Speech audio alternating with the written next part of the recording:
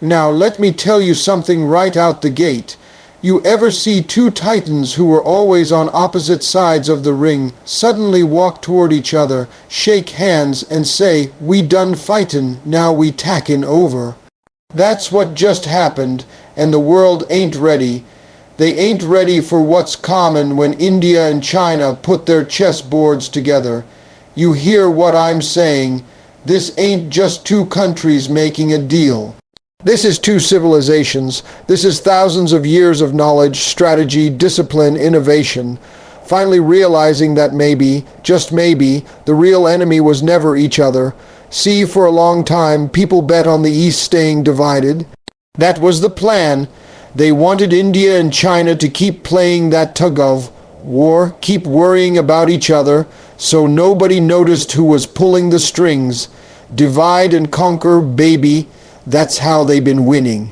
Not by power, not by respect, but by confusion. But something changed. India woke up, China sobered up, and now they're looking around saying, why are we fighting each other when the real moves are being played behind our backs? That's what happens when two giants realize they've been distracted for too long. You gotta understand, this ain't just economics. This ain't just military. This is culture. This is identity.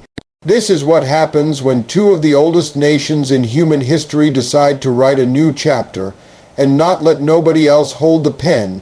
You think folks ain't scared? Man, people sweating in boardrooms across the West. Phones ringing off the hook late, night emergency meetings, sanctions being prepared, propaganda machines spinning overtime because what they feared the most just happened.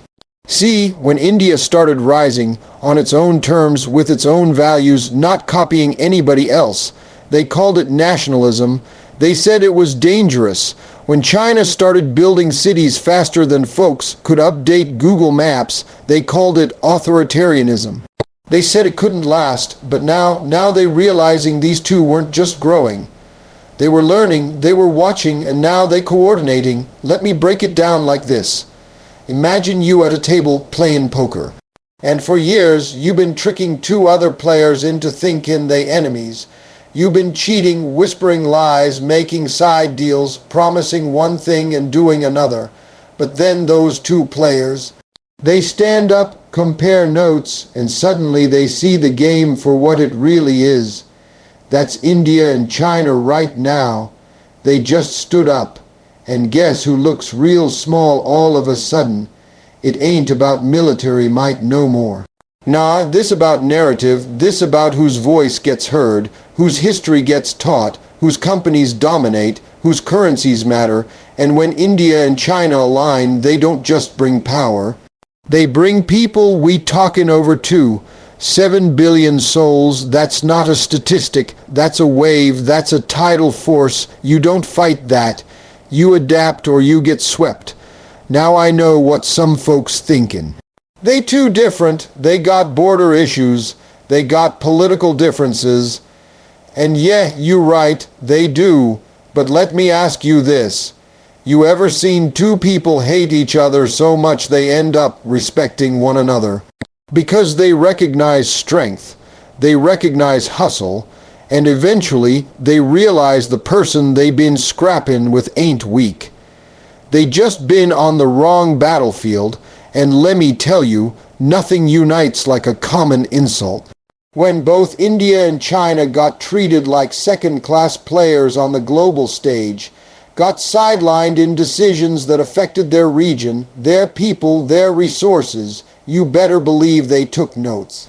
Quietly, patiently, because empires don't scream, they build, they rise, and then they act. India been playing smart. It's been building ties with the West, sure, making deals, expanding trade, launching satellites, building highways, creating unicorns in the tech world like it's nothing.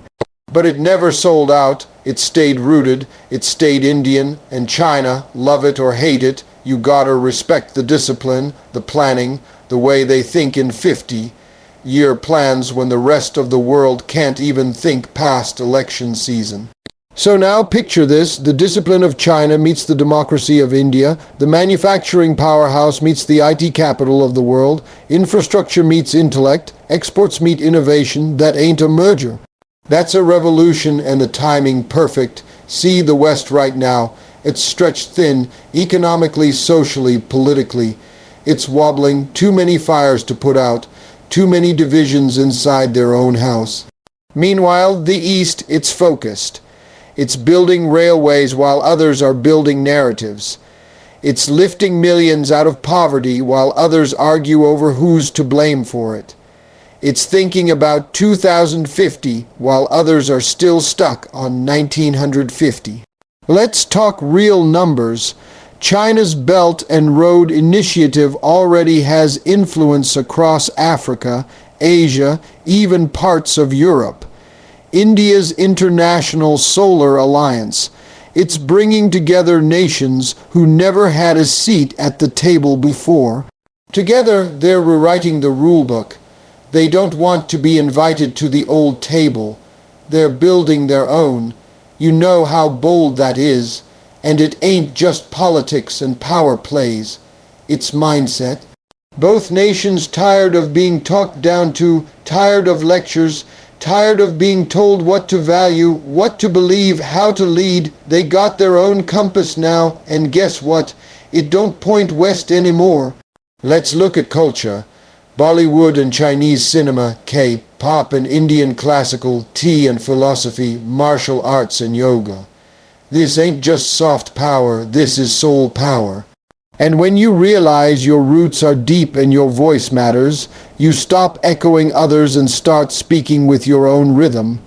Trade routes are shifting, oil deals are changing, tech collaborations are happening under the radar. Semiconductor alliances, AI research, space missions, you blink and they already 2 steps ahead. It's not flashy, it's strategic, and that's what scares the old guard the most. Because it's not loud, it's quiet. It's not desperate, it's deliberate. They said the world would end in war, but what if it don't? What if the world changes in a handshake, in an agreement? In a moment when 2 giants look each other in the eye and say, let's change the game, not each other. That's the kind of moment we're living in right now. This alliance, it ain't about liking each other. It's about needing each other, about respecting each other's path and realizing that maybe, just maybe, their future ain't in fighting, but in flourishing. Together, seethe the old powers. They still think in terms of domination, but the new world, it's about cooperation, collaboration, multipolarity. That's a word they hate to hear, because it means they ain't the center no more.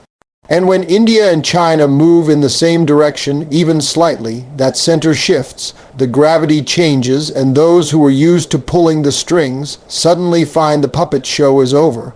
You can't run the same play forever.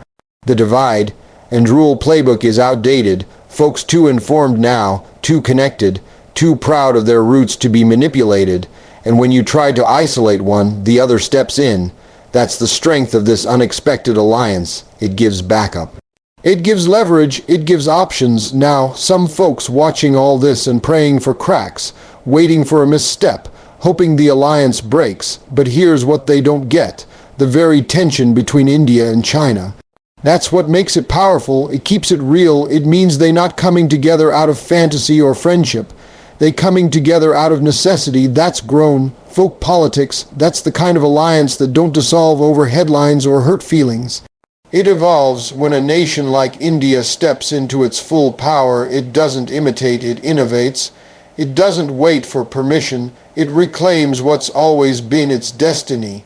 And when China sees another Asian power rise with confidence, not submission, it understands that the time of Western dominance by default, it's over. This ain't East vs. West. This is East rising while the West recalibrates. It's the emergence of choices, of balance, of diversity in global leadership. And yeah, some people gonna panic, but others, the ones with vision, they'll adapt. They'll realize the best move now is to respect the shift. Learn from it, work with it, not against it.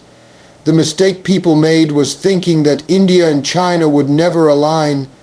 That was the illusion. That was the gamble. But when you've been pushed long enough, underestimated long enough, left out of the room long enough eventually, you stop knocking on the door. You build your own, and here we are, a new era, a new rhythm, a new understanding that the future don't belong to those who shout the loudest.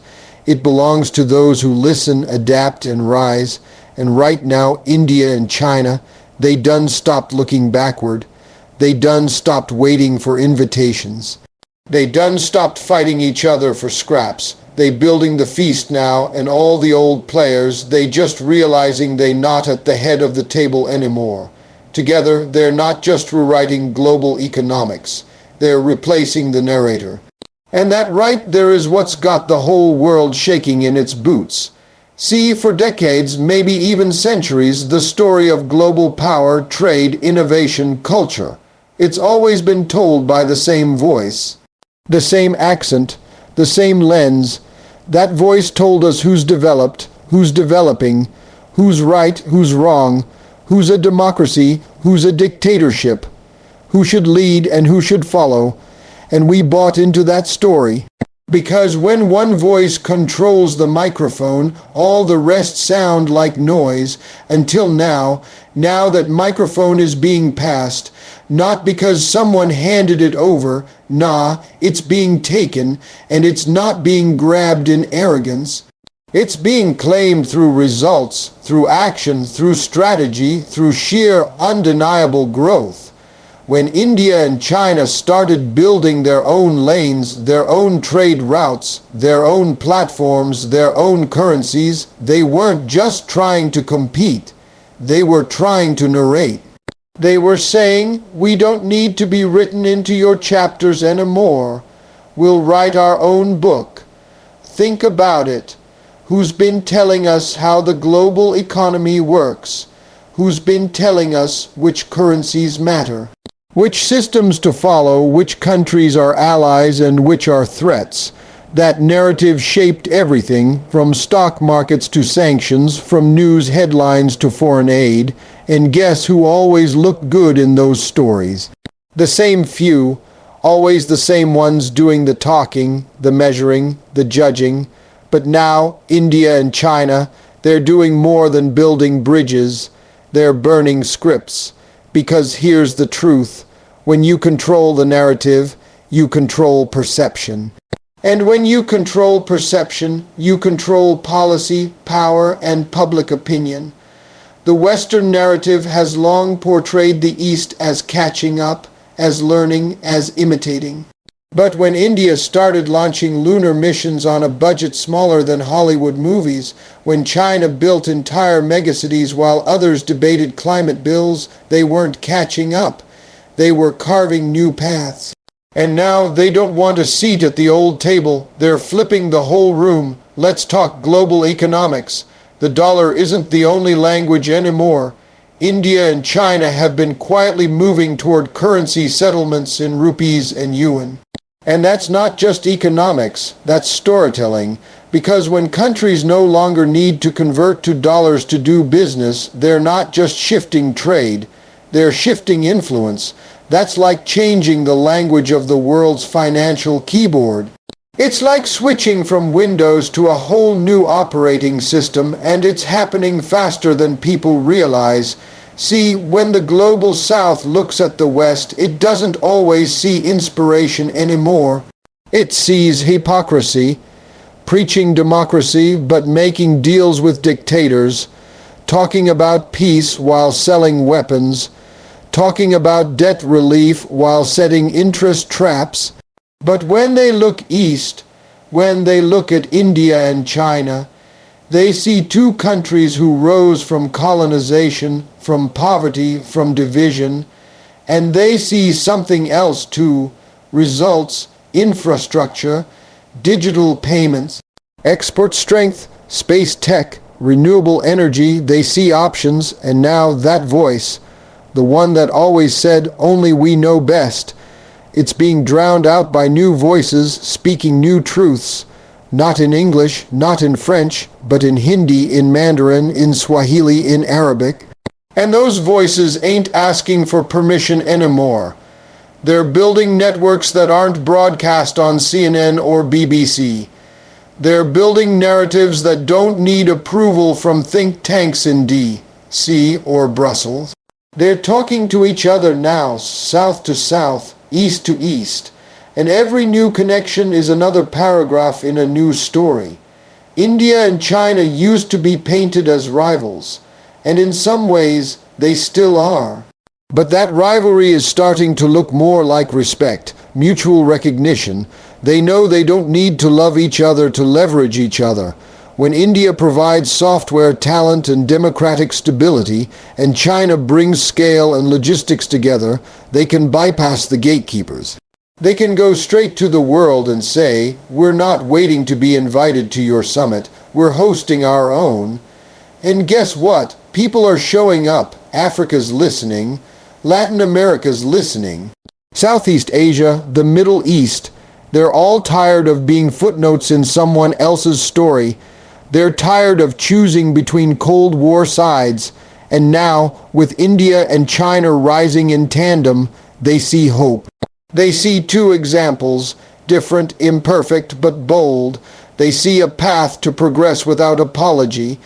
They see that you can grow, industrialize, digitize, and still stay rooted in who you are. And that's why the West is nervous. Not because India and China are building weapons, but because they're building words, new words, powerful words, and these words are replacing the old definitions. Success is no longer defined by how close you are to New York or London. It's defined by how self-reliant you are, how innovative you are, how much you invest in your people, your roads, your farms, your factories. It's defined by whether your children have Wi-Fi and clean water, not just whether your stock market looks healthy on a spreadsheet. India's taking the narrative of poverty and flipping it, saying, yeah, we had slums, we had corruption, we had chaos, but look at what we're doing now.